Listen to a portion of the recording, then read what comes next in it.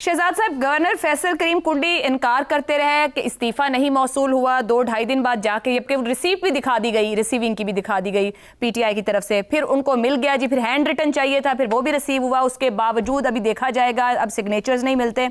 आखिरकार आज वो तस्लीम कर गए और उससे पहले अदालती फैसला आ गया तो उन्हें इकरार करना पड़ा। ये महज आपको एक इत्तेफाक नजर आता है पिछले 5-6 दिन का, या फिर एक सोचा समझा सियासी खेल? अच्छा देखिए, चूंकि अदालत ने तो फैसला दे दिया ना, तो अब गवर्नर साहब जो कह रहे थे या वो कहना चाह रहे थे या वो जिस तरीके का एक अमल लेके आगे चलना चाह रहे थे, अब उसको तो शॉर्टकट कर दिया गया अदालत की तरफ से। अब अदालत ने जो कह दिया अब उसको हमें मानना पड़ेगा, क्योंकि हम सब किसी आइन किसी अदालत कानून के तहत रहते हैं इस निज़ाम को लेकर। एक बात तो ये होगी।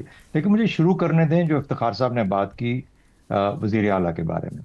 मेरे ख्याल में बहुत खूबसूरत बात ये की कि उम्मीद है कि वो अपने उस पग की, उस कुल्ले की जो कि उनके सर पे बिठाया गया, उसकी इज्जत में इजाफा करेंगे।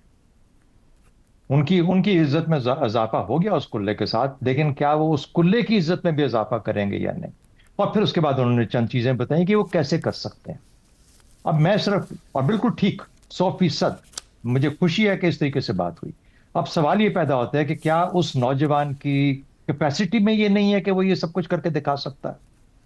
उसका जो निज़ाम है, हमारा हुकूमती निज़ाम, जो इस वक्त खैबर पख्तूनख्वा के जो मेंबरान हैं जिनको अवाम ने चुना है, क्या उस असेंबली में या उसके वुज़रा में जिन जो कि उनमें से चुने जाएंगे, ये काबिलियत ख़त्म हो गई है कि वो ये काम नहीं कर सकते जो कि इफ्तिखार साहब ने बोला कि उस कुल्ले की इज्जत में इजाफा करें, और उन तरीकों से जो कि उन्होंने जिसका कुछ कुछ का जिक्र किया, और बहुत सारी चीजें हैं जिनका जिक्र किया जा सकता है।